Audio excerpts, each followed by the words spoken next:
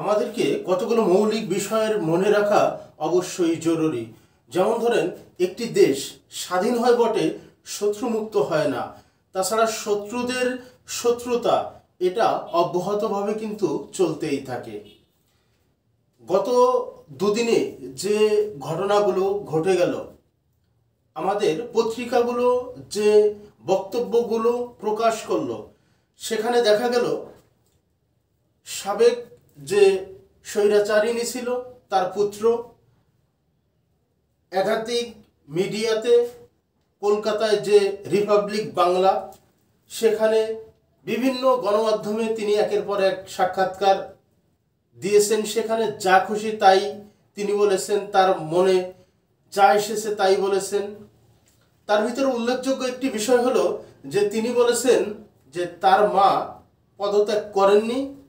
তার মা একটি বিবৃতি দিয়ে পদত্যাগ করতে চেয়েছিলেন, কিন্তু বৈষম্য বিরোধী ছাত্র আন্দোলনের যে ছাত্র জনতা তারা গণভবনের দিকে রওনা দিলে তড়িঘড়ি করে তার মা দেশ ছেড়ে পালিয়ে যান, তিনি পদত্যাগ করেননি।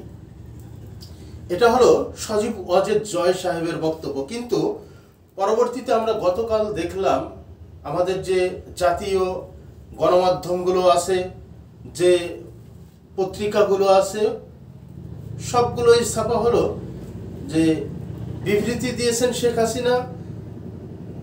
ভারতের একটি পত্রিকা, সেখানে তারা শিরোনাম করেছে এইভাবে, নীরবতা ভাঙলেন শেখ হাসিনা। মানবজমিন যে সংবাদ শিরোনাম করেছে, সেখানে মানবজমিন লিখেছে যে আমি পদত্যাগ করেছি শেখ হাসিনা। এভাবে আমরা দেখতে পেলাম। গতকাল রাত 11:55 শেখ হাসিনা পুত্র জয় তিনি তার ভেরিফাইড এক্স অ্যাকাউন্টে একটি পোস্ট করে বলেছেন যে দেশ ত্যাগের পর থেকে এ পর্যন্ত তার মা শেখ হাসিনা কোনো বক্তব্য দেননি, কোনো বিবৃতি দেননি। অতএব পত্রিকায় যে খবরটি প্রকাশিত হয়েছে গতকাল, সেটি সম্পূর্ণ মিথ্যা, ভুয়া ও বানোয়াট, এই দাবি করে তিনি তার অ্যাকাউন্টে তিনি পোস্ট করেছেন। উপসংহারে বলতে চাই যে দেশ স্বাধীন হয় কিন্তু শত্রু মুক্ত হয় না। শত্রুরা বিতাড়িত হয় কিন্তু শত্রুদের শত্রুতা অব্যাহতভাবে চলতেই থাকে।